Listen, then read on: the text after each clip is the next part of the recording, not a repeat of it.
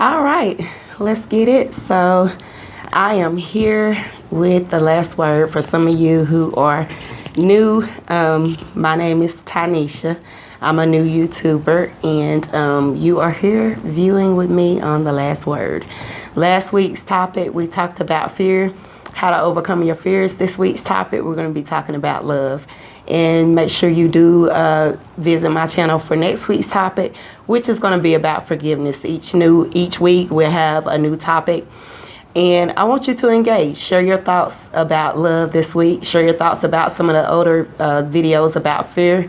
Hopefully this one won't have to be too long. I'm gonna try to do it in one, but love is a pretty good topic, so of course it may go into two videos, but let's get started. So I wrote down some things about love, and love, of course, is a topic that kind of is, it connects with the fear topic that we did last week, because we learned in the fear videos that love, casts out fear, right?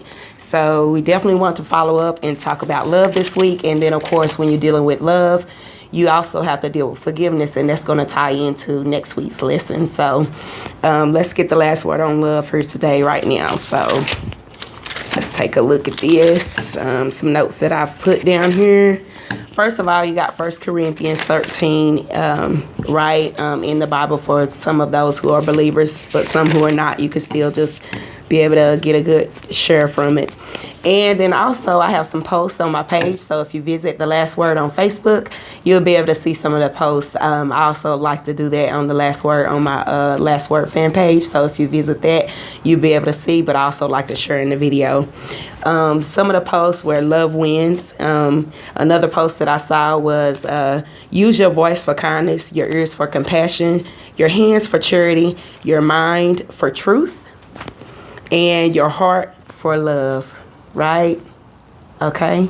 So, and that post that I saw, that came from livelifehappy.com. So, I always want to give those credits wherever they are, wherever they apply. Some of the posts are public posts and don't really have, a person's name or anything, but that one did. It had livelifehappy.com. So I really like that quote from them. And then also, much love, just love. Let all you do be done in love, which is a scripture from the Bible, 1 Corinthians 16 and 14. And then, of course, love is not irritable. It keeps no record of wrong. Love is the greatest power ever known. Okay? So that's just a little overview of love of some of the posts that I have on my page. Like I said, if you visit that page, you'll be able to see those inspiring thoughts, about love. So I don't know how long I got. It's not really showing me a time on here, so I'm just going to try to get as much in as I can. And of course, for those who are believers, we know when it comes to love, the first thing that we are commanded to do is to love the Father, right, with all our heart, soul, and mind. And then, of course, we are to love ourselves and to love others as we love ourselves, okay? So, of course, those scriptures are in like Mark 12, 30 and 31. Matthew 22, 37 and 39. So if you are a believer, just go ahead and reference those scriptures. And the one thing that I like is the love keeps no record of wrong. A lot of times when we do people wrong, we tend to, there's a saying, okay, I forgive you, but I'm not going to forget. But what love does is that it keeps no record of the wrong. And that's not to say if somebody does you wrong that you just allow them to continue to do you wrong.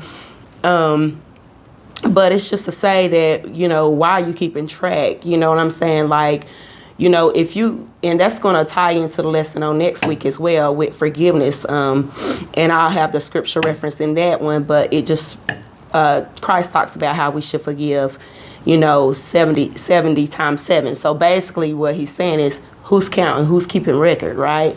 So I definitely did want to point that specific one out from 1 Corinthians chapter 13, love keeps no record of wrong.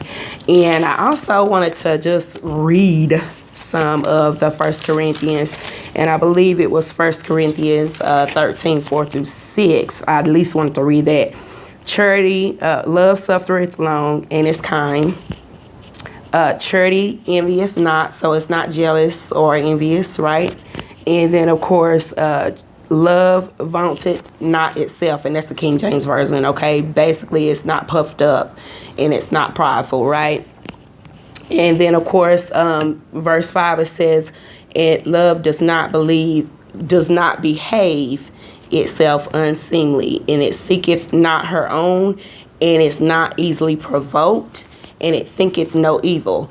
That right there, let me read that again.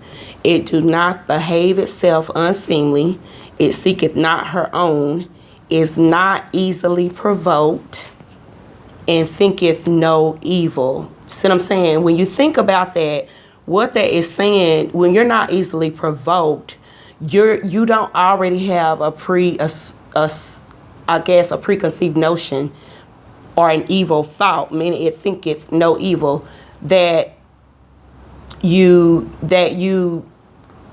the point where you have a certain perception in your mind because you're thinking wickedly or thinking evil of your brother to begin with, that you automatically get offended. You see what I'm saying? So it's like, it seeketh not her own, and it's not easily provoked. You're not going to be easily provoked if you don't already have that preconceived notion of evil against your brother. You get what I'm saying? So see how that kind of connects. It's like when you have pure thoughts against your brother, or when you are already preconceived to forgive and love your brother, then you're not going to be easily offended. See?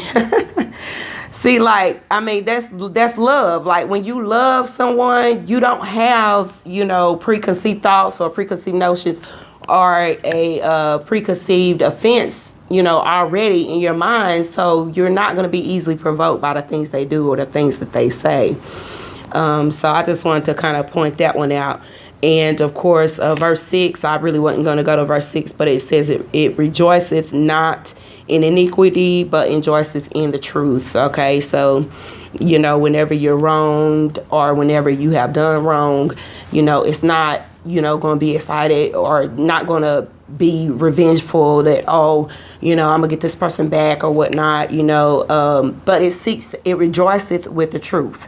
So what that simply means is that it seeks out the truth. Like, you can't just automatically assume that someone intended to do you wrong or do you harm if you don't know the whole truth. You get what I'm saying? So, and it's like, once you discover the truth, it's like you rejoice with that truth. You're grateful.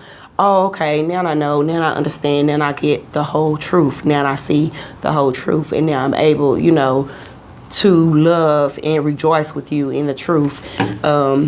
And different things like that, despite, the iniquity or the sin that may have occurred against you or that you may have done to someone else. So, but I hope you all are enjoying this.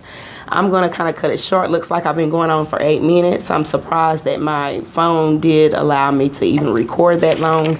But, I don't know how it will go. But the one last thing that I did think about, on my way to do this video just now is, as a matter of fact, I'm going to stop it. There is going to be a part 2, and I'm going to pick up on love where I left off in this video on part 2. So just go to the next vid and catch the part 2 for the last word on love. So